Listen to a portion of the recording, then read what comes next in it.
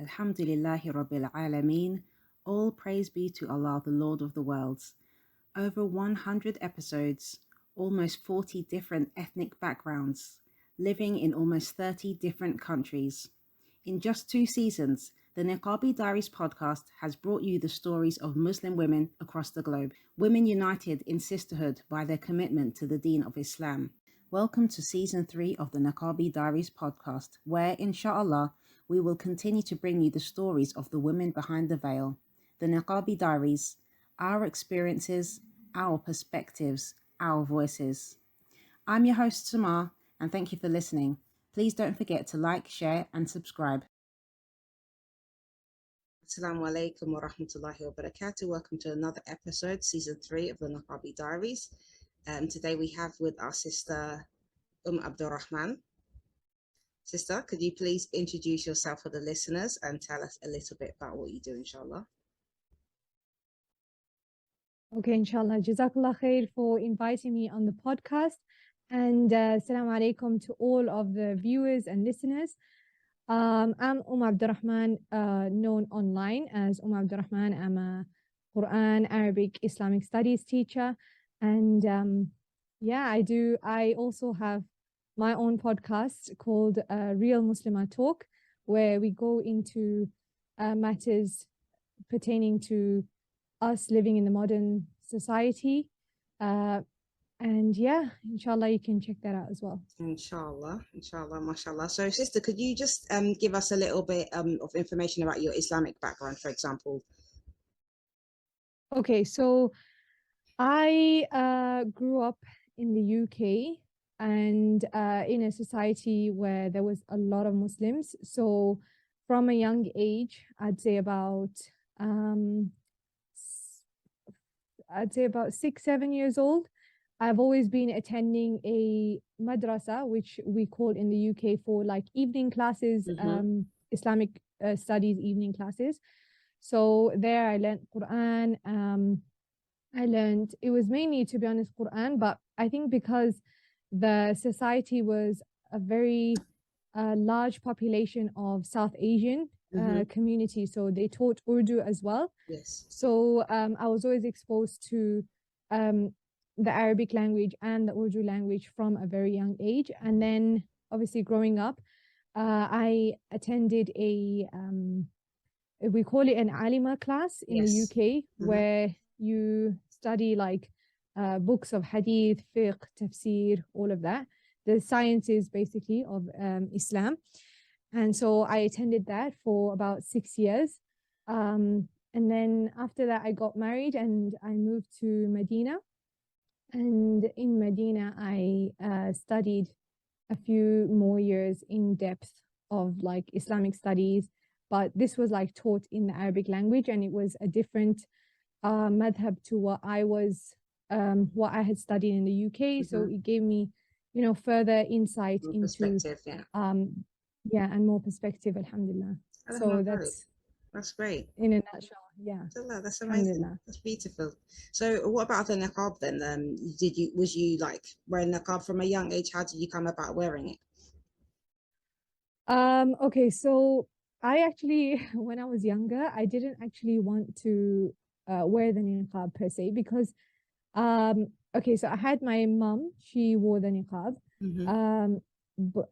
but a lot of like her family and a lot of the family that we were surrounded by, they didn't wear the niqab, and I just thought, that was going to be me. Like I wouldn't wear the niqab either. But I feel like when you're used to, like, for example, although my mom never ever, like openly told us to, wear the niqab, or she never even mentioned anything about the niqab, like why she wears it. And we didn't even ask her that either. We just thought it was more of like an Islamic thing. So we never had those conversations, but I feel like just seeing her around, wearing it, and the society, like I told you, we grew up in was predominantly Muslim, and there were a lot of niqabis around as well. So I think that, gives you that exposure to the niqab from a young age. And then growing up, we would go for Umrah a lot. And obviously in Saudi, you see a lot of women covered, with their faces covered and everything, and that gives you a lot of exposure to it as well. And then I feel like as you get older, obviously you start to pay more attention to, what looks nice and, all of that. And you kind of are influenced by what you perceive as, beautiful or, pretty kind of a thing. So when I would go for Umrah, I would see these women who, mashallah, they were covered head to toe, their faces and everything. But I just felt like that looked beautiful to me. You know what I mean? Yes. I really admired it. And I think it's also the way that they wore the niqabs and everything. It was like, I really, really admired it. And I felt like, okay, that's the time when I felt like, okay, I maybe might consider wearing it in the future. But obviously I was quite young at this age. And so I didn't view it as something I would do now. It was more like when I get older, that kind of a thing. And subhanAllah, a lot of my friends in school from like ages 11, I would say, some of them started to wear the niqab because I went to a Muslim girls' high school. Okay. And I told you that the society, we were predominantly Muslim. So, alhamdulillah, it was very easy for people to cover up. And so, a lot of these classmates of mine would come to school wearing niqab. And while I viewed it as like, oh, they're really young and they don't really know exactly what they're doing.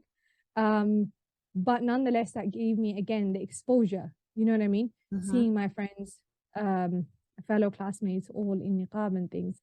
Obviously, you had a lot that didn't wear the niqab, but, alhamdulillah, there were quite a number that used to wear niqab as well.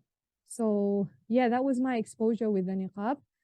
And as for when I actually started wearing the niqab, so as I got older, I would say around, entering teens, late mid-teens, about 16, 17, I noticed that when I'd go, let's say, for holidays or even for Umrah as well, I'd noticed, without a niqab, even like just, just my face, a lot of people would, stare. And I think it's mainly because in those societies, it's like we were the foreigners, we were the, the outsiders. Yes. So I don't know whether they're intrigued by it or they were just like they used to say, and it used to make me really uncomfortable, And I remember like one of the times I went on holiday to Malaysia, and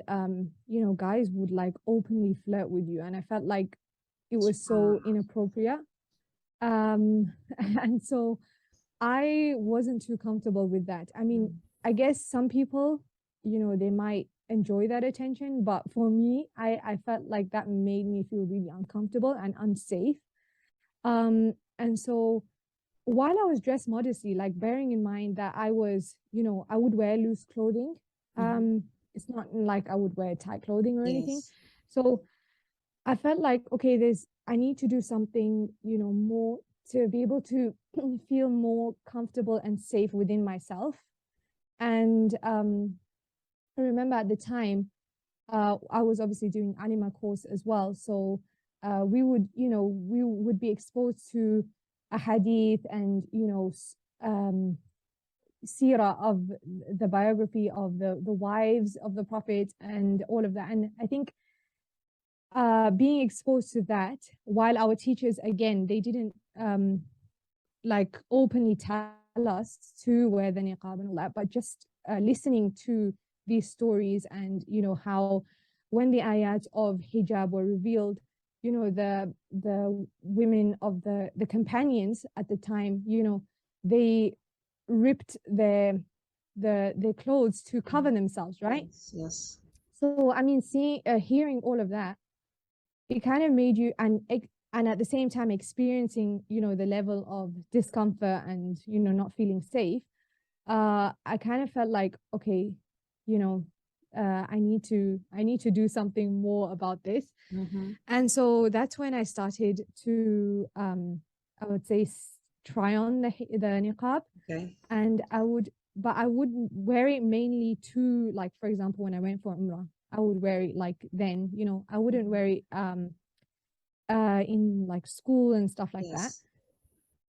And yeah, and then from there, I feel like I just began to feel more and more comfortable with it till eventually I started college. And when I start, and in the UK, we have high school and then college at the age of, I think it's 17 and 18, we do Yes. college.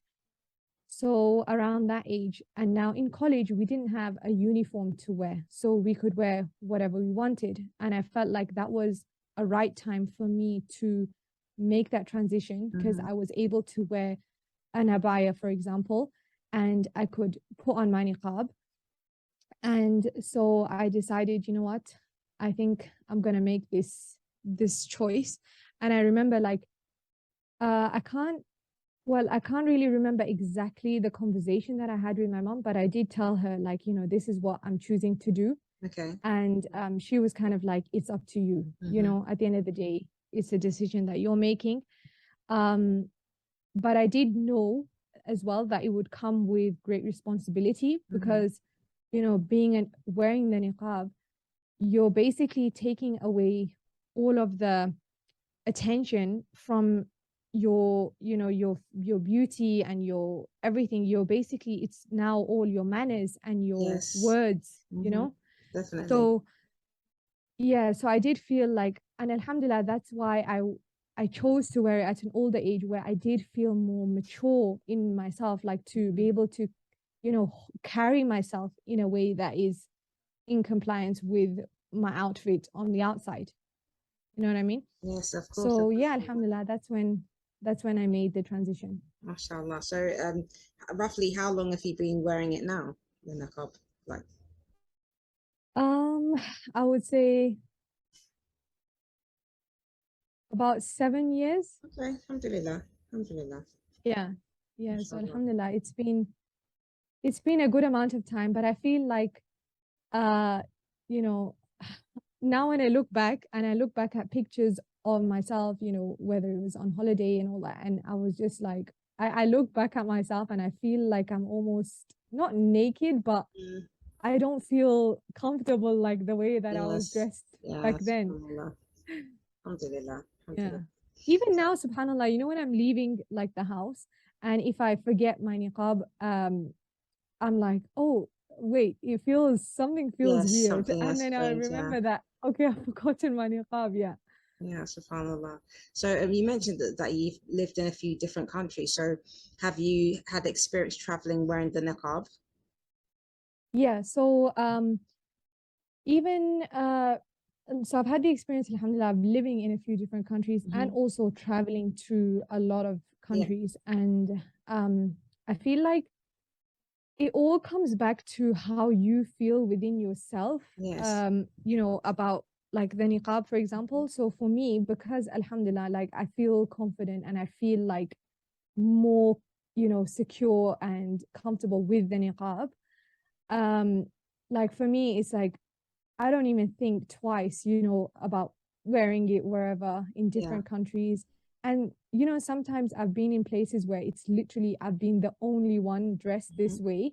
And you'll be like, for example, surrounded by, let's say you're on a beach and like you have these naked women and all of that. But I just felt so, alhamdulillah, secure in and of myself.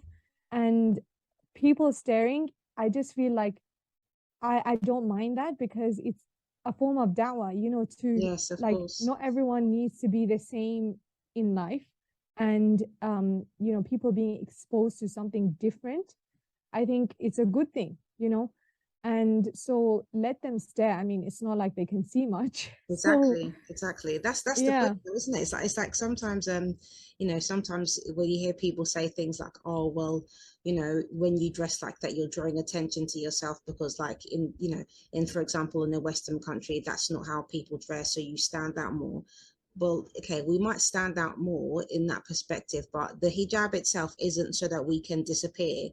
it's so that we can cover ourselves, our Exactly. physical bodies, from gazes of men. Basically, that's the function of it. It's obedience to Allah subhanahu wa ta'ala, but it's for that specific function, so that we kind of, we make ourselves clear that we are Muslim women, and there's certain behavior that we don't want to attract, and we don't want to have certain types of interactions with the opposite gender, basically. So it's making a boundary in that sense, drawing a line, saying, look, this is what I expect. This is how I expect to be treated. Like, it's a standard, So that's what the hijab itself Exactly, is subhanallah. there And to serve. it is like you just mentioned, it is that physical boundary, Mm. like, yeah, because I noticed, I would go for Umrah, and if I was covered, like, with my face covered and everything, uh, like, you'd be treated differently. Men would actually respect you more, and it was almost like, they give you that higher status in a sense, Mm-hmm. where it's like, oh, okay, proceed. And sometimes they'd call you my auntie or my mother, Yes. like, I felt like, I mean, some people, it varies. Some people would take that as an offense, like, oh, do they think I'm that old? But I feel like, you know what? I'm taking this Yes, because of I course. love, that respect, Mm-hmm. subhanallah. It's a compliment term. It's a term of endearment, I suppose, subhanallah. And not only that, but it also goes to show that that the Muslim men who do respect it, they're not, it's not because they're misogynistic. Do you know what I mean? Like, because sometimes people try to twist it and say, you're forced to cover, Muslim men, it's a patriarchal thing. They want you to cover up, and, because they hate women. It's nothing to do with hatred of women, it's not about that. And it's not a command from the men, it's a command from Allah subhanahu wa ta'ala.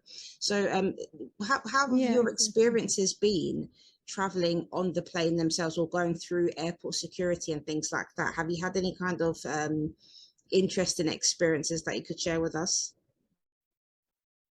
Yeah, so alhamdulillah, I've never faced abuse or mistreatment in any way because of my niqab. I mean, of course, you have, you can see a bit of passive aggressive behavior from Mm-hmm. some people, but you know what?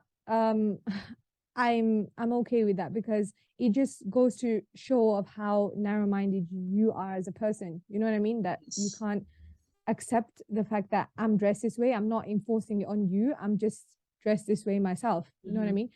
But alhamdulillah, overall, my experiences have been, very positive. I was traveling from, I think it was South Africa, Okay. and in the airport, the guy, he was at the desk, right?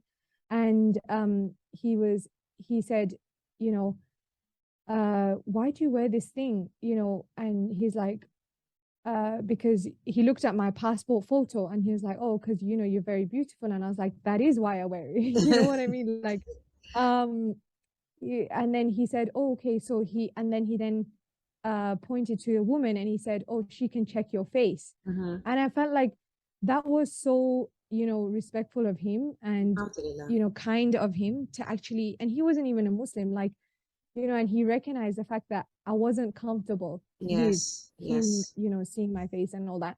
And he himself, directed me to the woman. And so many times, actually, on so many different occasions, I am always, when I go to the desk, then they direct me to a woman. Mm-hmm. Sometimes I have to ask for it. Sometimes they themselves, suggest, oh, would you like to be seen by a woman? And I'm like, yeah, that's fine.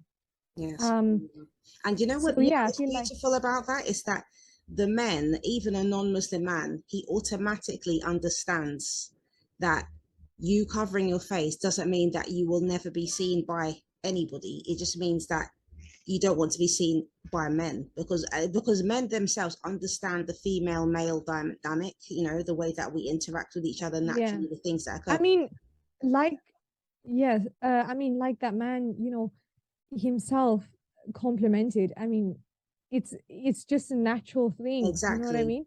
Exactly.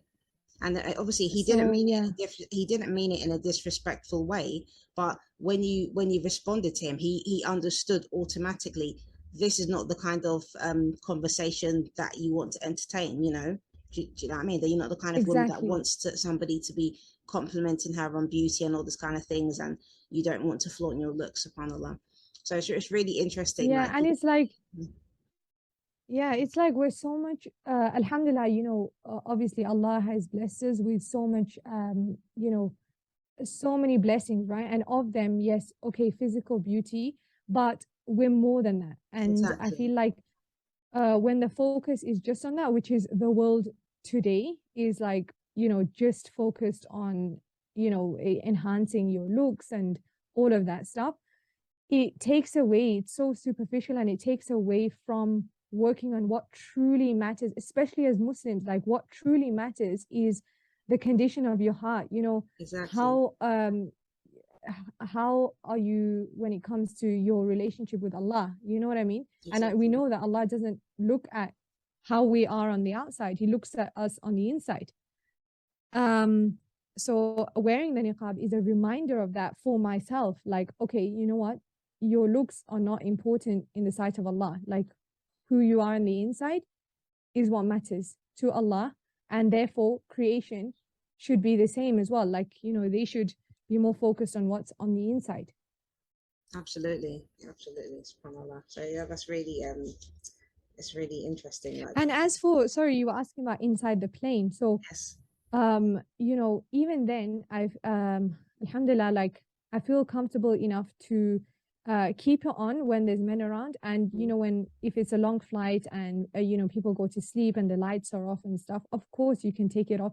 Even you can take it off, like, facing the other way yes, of so that course, you're not facing, yeah, so that you're not facing, the public and all of that. And there's ways around it. And, once you are comfortable wearing it and you feel like this is the right thing to do for yourself, then naturally you make you ways to be around others in this exactly, yeah. condition, you know what I mean? And to be Yeah. more comfortable, isn't it? You understand how to work it, and that's the thing, because I don't often talk about like hijab styles and things like that, but the niqab itself, alhamdulillah, we're blessed that there's different variety of niqab now. So you get ones with different layers, for example, and ones that can, cover your eyes a little bit more than others, or completely cover the eyes. So there's a lot of different varieties out there, and especially so each sister can, you can choose what suits you, and especially even for specific situations as well, ones that you think would be more functional, depending on what you're going to be doing, so do you know what I mean? You pick your niqab Yeah, according to the situation, basically. Yeah, alhamdulillah. Okay. exactly. Yeah. And I feel like now with social media, okay, so niqab is, there's two ways of looking at it. Number one is that there definitely are more niqabis and hijabis that are, you can, that are online. So Mm-hmm. you're exposed to them. Even if you come from, let's say, a background where, people don't wear it. I know once I was approached by a sister online, Mm-hmm. and she asked me that she told me that she wanted to wear the niqab, but no one in her family wanted to wear the niqab. Right. And they didn't wear the niqab, and I think they were almost against it in a way, because they Yeah. just felt like it's a very Arab traditional thing to Mm. do, um, without any religious significance behind it.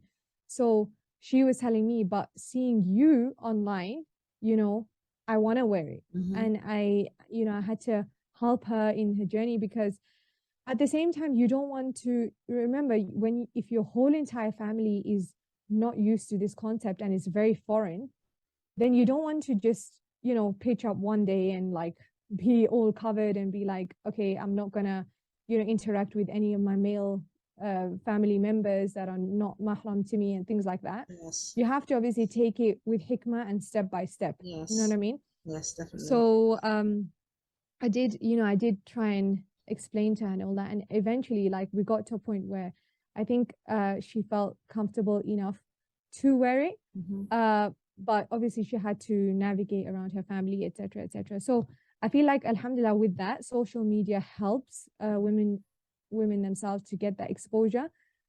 But also sometimes it can be that, they are focusing on the wrong things. Like, for example, there are a lot of women now, mashallah, let's say they wear niqab, but they focus is still on the beauty aspect of it. You know what I Yes. mean? Yes, So it's definitely. more about let's pose, let's The wear aesthetics. these it's the aesthetics. So Mm-hmm.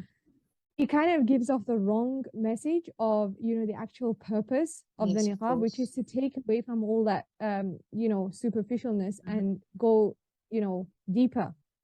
So sometimes sisters can get the wrong message and they might feel like, oh, I want to wear the niqab to look more beautiful, or, to because this so and so sister, she wears it and, it looks so attractive, etc., etc. I mean, people have, wrong intention sometimes. Mm-hmm. And sometimes, unfortunately, what we see online, it can fuel that.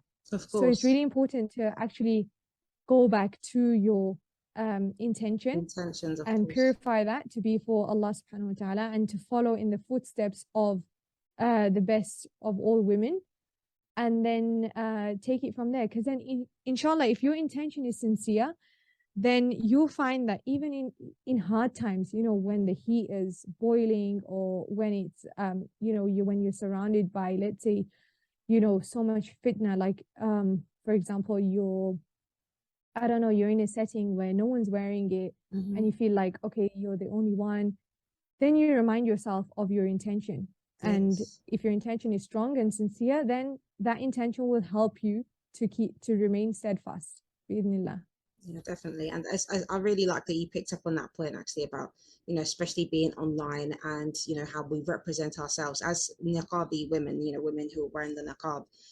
Because we shouldn't forget one of the criteria for the hijab itself is to not be wearing garments of like extravagance. So if, by excessively kind of showing ourselves online, like, these kind of poses and getting kind of caught up with the fashion aspect, we could be falling into this category that is kind of bringing, like, nullifying the hijab itself, so we have to be careful with that. Because just before we got onto this meeting, I listened to a clip by Sheikh Asim Al Hakim, and he was saying that there's nothing wrong with wearing different color abaya and things like that, but if you go for specific colors in order to like be grabbing the like eye-catching colors, and depending on where you're wearing it, like where you live, for example, if it's not a color that is normally worn, or it's going to be grabbing people's attention, then this could be, it's contradicts to the purpose of the niqab. So on the point that you just mentioned about, the colors not bringing attention, some people will say, well, the black that you're wearing is bringing attention, right? Mm-hmm. But hang on, the black, it doesn't necessarily, like, okay, some people, they view black as attractive, right? But for most people, it's like the colors, that are more Of course. attractive. Okay. Yes. And darker colors like black, brown, Mm-hmm. dark blue, these kind of things, it's not necessarily in and of itself an attractive color unless you yourself are attracted to that color, if that makes Exactly. sense. But the thing is, it's not eye catching. Like, you don't see something black and it catches your eye.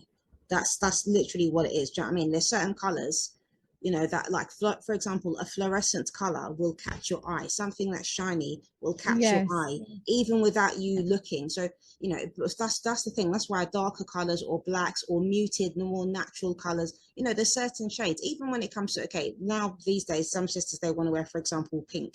There are some shades of pink that would be really eye-catching, and there's some shades of pink which are not eye-catching because they're much more subtle. They might be Yeah. more kind of like closer to a skin tone, for example, or closer to like an earthy, like, like natural clay or something tone. So there's different shades of, obviously, subhanallah, we're so we've got so much abundance of colors, when you think Yeah. about it. So it just depends. Like, but if you was to wear like a neon pink abaya, that's gonna be like, you're gonna be like a more than a traffic light. Do you know what I mean? It's like that. It's Yeah. like without somebody intentionally looking your direction, that color will reflect. It will reflect. It's going to reflect light. It's going to be bound to, somebody, they would have to turn their head because it's like something is just going to get into their eye view without them intentionally looking at it. But with the black or the darker colors, they don't catch your eye. You'll see somebody wearing black, and if obviously we've both lived in the UK, so if you're wearing all black, we could stand out in the UK because we're black, but it's not from being eye-catching. It's just because, oh, you're not dressed like how we are accustomed to dressing. That's basically what it Yeah. is. So stand out for being different. It's just like being a black person in a room with all white people. You're going to stand out, or vice versa, you know? Yeah. Yeah. Yeah, Yes, subhanAllah. definitely. Yeah. Yeah, alhamdulillah. So yeah. Okay, I wanted to ask you as well about, you know, because you mentioned that a sister had contacted you online, you know, that she wanted to wear the niqab. Have you met many sisters like that online or even offline who wanted to wear niqab, but, you know, they weren't allowed to, for example? I'd say a few, because I don't put myself out there as Yes. such, like as a niqabi, or you won't find many pictures of me online with my Yes. niqab. Hmm. So it's like, so people aren't really, unless they follow me and they know that I'm a niqabi, they're not Hmm. necessarily going to, know that about me. So I don't get too many messages, but Yes. there have been a few where, people have been inspired and they feel like, okay, because remember, it goes back to, if your intention is sincere and it's the right intention, Yes. automatically you'll feel confident in and of yourself, Hmm. and therefore others will, you know that vibe, they'll catch on to it, right? So yeah, I feel like even in person, more so I think in person, because a few people, like just recently actually, one of my helpers here at home, she's not a Muslim, she Yes. previously wasn't a Muslim, alhamdulillah. Now she's a Muslim, Okay. but she was telling me, yeah, alhamdulillah, so she was telling me that, I love, because she had seen me going out and, I wore all this, and she was like, wow, I love, how you cover yourself properly, and, Mhm. all of that. So I feel like more so it's inspirational, and, it does bring up something inside them, which, they're free to explore further.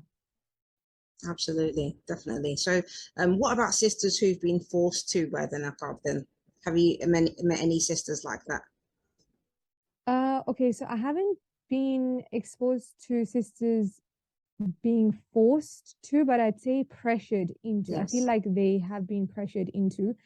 Um, so it's like, I told you, a lot of because I came from a community where there were a lot of Muslims, and a lot of girls would wear the niqab and from a young age. And I felt like, okay, maybe some of them are uh, pressured into it, because you'd see that they weren't consistent. Like, they would, whenever it was convenient for them to take it off, they'd take it off. Whenever it Yeah. was convenient for them to put it on, they'd put it on.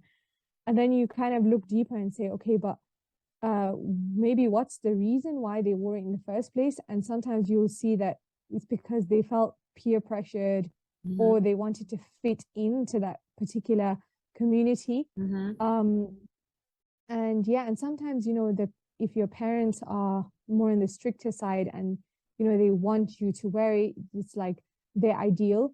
So Hmm. you're kind of almost living that ideal of theirs, and it's not necessarily something that you wanted to do. So then, you feel like, okay, this is just, me being pressured. And I feel like you see the behavior a lot more in, like, you see the behavior, like, to know whether or not this person, it was their choice or they were Yes. pressured into it. Because those who it was purely their choice and they Mhm. made the right, with the right intention, they will be much more consistent and steadfast on it, Hmm. by the will of Allah, okay, compared to those who felt pressured into it or forced into it. They will find any opportunity to take it off, Hmm. or, that kind of a thing. Definitely, I think I agree with you. Definitely, and I think another thing that can happen when sisters are not wearing it completely of their own like volition is Accord. that when they do get negative kind of feedback or negative comments or even certain types of abuse from the public, you know, they can react in a negative way as well. Whereas when you have chosen to wear it and you really love it, and you know, you can't imagine not wearing it, when you have those experiences, you don't react negatively per se. I'm not saying that we're going to be angels all the time, but depending on the circumstance, you're more naturally inclined to try to react in a more positive way, because it's something that you feel so content doing yourself, and you've Yes, chosen to do it. exactly. Yeah, so it's not Yeah. it's not something that's a bother for you. So because of your happiness of wearing your niqab, even when other people are trying to criticize you for wearing it, you're more likely to respond in a positive sense rather than a negative one. Yes, definitely. And like, when for example, the people around you, um, they take it off, for example, or you have, let's say you have these trends where people are taking off their, niqab or hijab or whatever, you feel more grounded. Mm-hmm. And that comes from Allah, because, your intention was for Him to begin with. So it's Exactly. like Allah gives you that strength to Exactly. hold firm onto it. Alhamdulillah. So, yeah, I wanted to talk about work and things like that. I don't know, because in the beginning, I know you've mentioned your podcast, but have you had any experience working with the niqab on at all? I'm trying to think. Yeah, I had an experience where I was working at a nursery. Mm-hmm. Um, and yeah, I wore the niqab then, but there were Muslims and non-Muslims working in that environment, and to be honest, I don't think they had an issue with it, because Alhamdulillah. the community that they were in, they were exposed to it, I guess, Yes.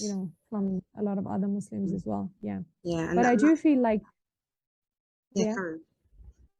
I do feel like, now navigating the online space, doing my podcast, for example, I I have to think, like, okay, what is comfortable for me Mm-hmm. to, do and speak about, even like, because personally, like, niqab is not only a physical thing, and it shouldn't be only a physical thing that you wear on your face. It's actually like the way you conduct yourself, your speech, Exactly. your behavior, etc. Mm-hmm.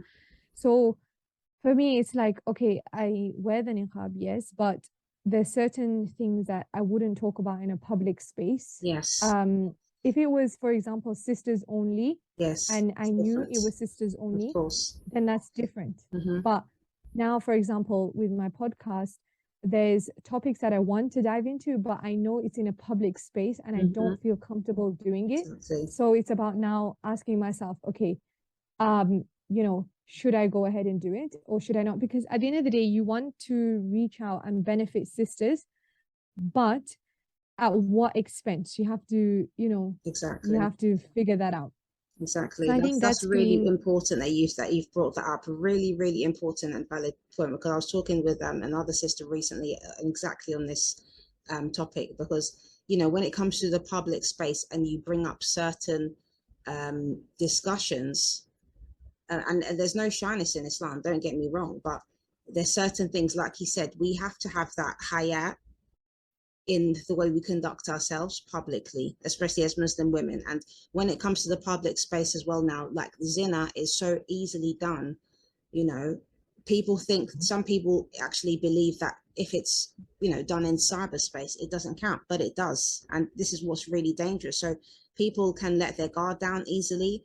And when you have certain discussions going on that, without like kind of taking into consideration the haya, you can be basically creating a platform where people can be getting involved in fitna as a result of this discussion that you've brought, which is a halal discussion, but because of the sensitivity around it, you've got males and females engaging, you're bringing them like kind of together in this space under this, under these kind of themes, which, as I said, they're halal to talk about, but it's the way that you go about doing it. So we have to be careful with things like that, because, we are all going to be asked by Allah subhanahu wa ta'ala on their judgment to account for our deeds, and what we've exactly. basically helped others to do. So it's how we want to, leave our legacy as, it's like you said, like you have a podcast, I've got this podcast, alhamdulillah. So when you're doing this kind of work, you always have to think all the time and reflect on your intentions and kind of try to constantly renew your intentions, because you know, we don't do things just for likes and follows. We do things because we want Allah subhanahu wa ta'ala to be pleased with us. That's the bottom 100%. line. Yeah, yeah, definitely. Yeah, so that's been because I'm fairly new to the whole, online space and just being on video, for example. So for me, it's like I'm still navigating around that. And yeah, it's very important to bear in mind that just because like majority of people are doing a certain thing doesn't mean that it's necessarily correct. Exactly. And it's necessarily pleasing to Allah. And therefore each person should take account for themselves, because at the end of the day, while the online space has so much good to it, of like you can share one simple good thing, and you can get so much reward for like years to come, even if, let's say, one person even takes that on board and practices it. But the flip side of that is that you can share one not so good thing, and if people, even one person influences them in a negative way, then you're getting that sin basically for however long that thing passes on, even if it passes on to the next generation. So it's like you have to think very, very carefully, because it's a double-edged sword, really. Yes, it really is, subhanAllah.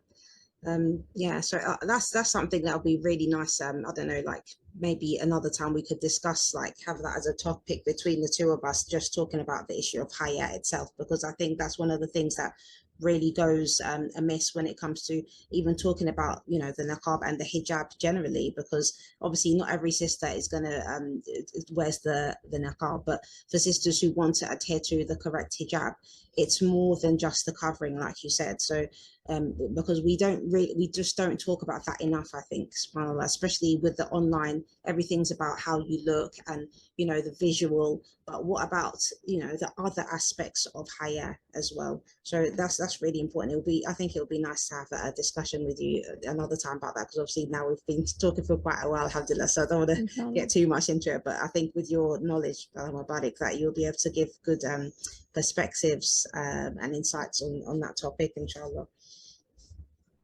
Inshallah. Yeah, that would be lovely, inshallah. Yeah, inshallah, alhamdulillah. Yeah, so what advice would you personally give to sisters who would really like to wear the niqab, but they don't feel they have the confidence? Okay, so I would say first and foremost is look into the books of Sirah and the books of wherein it's mentioned about the women covering, etc., etc. Get yourself familiar with all of that information, and based on that, make an informed decision and purify your intention.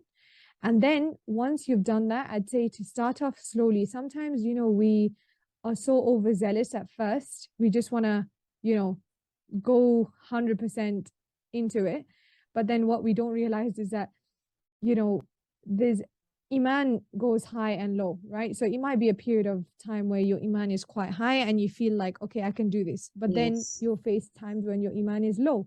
Okay, so give yourself that space and that compassion to be able to, okay, you are doing something that it's going against majority of what people are doing, you know what I mean? So you're going to have to work on your inner self-esteem, your confidence, and that's not going to come by just thinking that, okay, I'm just going to do all or nothing. No, it has to be trying and giving yourself that space to then sometimes slip, and you make the tawbah, you come back up, and you realize that at the end of the day, if you're doing it for Allah, He's going to give you the strength. And always, always, always, whenever you feel low or anything, to ask Allah for that strength and for that guidance is so important as well. And yeah, connect with sisters who make you feel, confident in yourself. You can reach out to them and they can give you advice and yeah, help you, support you. Alhamdulillah. And I think that's one of the last point you mentioned is quite important as well, because the man is on the religion of his friend. So by having those good company and trying to look for righteous companions. And it could be a sister who doesn't even wear the niqab herself, for example. Maybe she has a desire to wear it also, or a love for it, but due to her circumstances, she can't wear it. So those kind of people will still be encouraging, inshallah, for you to, to give you that kind of strength to be able to wear it. Because sometimes your sister could be in an environment where she doesn't know anybody who wears the niqab personally, so if you have other people in your community that give you that support, then take advantage of that, inshallah, because it is still a blessing from Allah subhanahu wa ta'ala, and you might have to be the first one to do it, in your community. And once you do it, then who knows who will be able to get more courage to also do it as well, because there could be a lot of other sisters who are in the same situation that they don't feel confident, and mostly because they don't see other people wearing it in their community. So that could be, inshallah, you get the reward as well for being the first person to do it, inshallah. Yeah, 100%. And on the topic of sisters wearing the niqab, I feel like it's important to discuss how, there are some sisters who unfortunately, they wear the niqab and they, they cover themselves properly, and they, religiously practicing in a sense that they pray their salah and all of that. But they do have more of a judgmental approach to it. Yes. And I feel like, like that, to be honest, varies on the level of knowledge that a person has as well, because sometimes they can view you as let's say you're starting off, you're not that confident to wear it all the time, but you are wearing it in spaces where you feel comfortable to wear it. And some sisters might be like, oh well, what is the point of you wearing it then? You know what I mean? Whereas and that can be a very big deterrent to some sisters. But I feel like knowing that that's just them, okay, that's not the perspective of all the sisters who wear the niqab. And there are sisters who they know the struggle. And like I said, for me personally, I went from not wanting to wear it to wearing it sometimes, to then starting to have more of a commitment. And so if I see someone, for example, starting off and they're wearing it sometimes, they're getting more comfortable with it, I'd be supportive of that, and I'd be like, you know what, something is better than nothing. And every step that you take towards Allah subhanahu wa ta'ala, he'll come take steps back to you. So it's like just carry on with the effort that you're putting in. Okay. So yeah, that's what I wanted to say about obviously if sisters are feeling like if you're feeling like, oh, sisters who wear the niqab are judgmental, or they looking down on me, they're making me feel bad about myself, then I'd say, distance yourself from that, but don't view it as like all, people in niqab are like that. Exactly. That's mashallah, that's a really important point you mentioned there. Alhamdulillah. Yeah, definitely. Alhamdulillah. It's about not putting people in a box, really, isn't it? Because you get good and bad wherever, and like you mentioned earlier, the outer clothing is one thing, but the personality, the etiquette, the manners, that is something else that we also need to take on. And sometimes not everybody who is doing the outer covering has taken on those other elements as well. So we all have our strengths and weaknesses. So yeah, definitely. So people shouldn't, inshallah, shouldn't feel discouraged. Alhamdulillah. Yeah, exactly. Yeah, because remember, some people, it could just be that the community that they live in is very easy to wear it, so they're wearing it, or and they would stick out if they didn't wear it, or things like that. Like, people's intentions are very different. So yeah, don't get discouraged by what a few sisters or a few experiences that you've had, negative experiences. Definitely. So yeah, alhamdulillah. Finally, the last question, sister. What does the niqab mean to you? It means submission to Allah first and foremost, and following in the footsteps of some of the best women that have ever walked this earth. And of course, it means to me modesty, security, and yeah, it gives me confidence. Alhamdulillah. Alhamdulillah. Barakallah feekum, sister. Thank you so much for giving your time today. I've really enjoyed speaking with you. Alhamdulillah. My pleasure. Honestly, I really enjoyed this conversation, and I felt like the time just flew by. It really Jazakallah did. khair. Yeah, alhamdulillah. Inshallah, I'd love to have you on my podcast as well. So Absolutely, I'd be honoured. Alhamdulillah, I would love that. I would love that, inshallah. yeah, barakallah feek. Take care, sister. You too, sister. Assalamu alaikum wa Assalamu rahmatullahi alaikum. wa barakatuh. Alaikum assalam wa rahmatullahi wa barakatuh.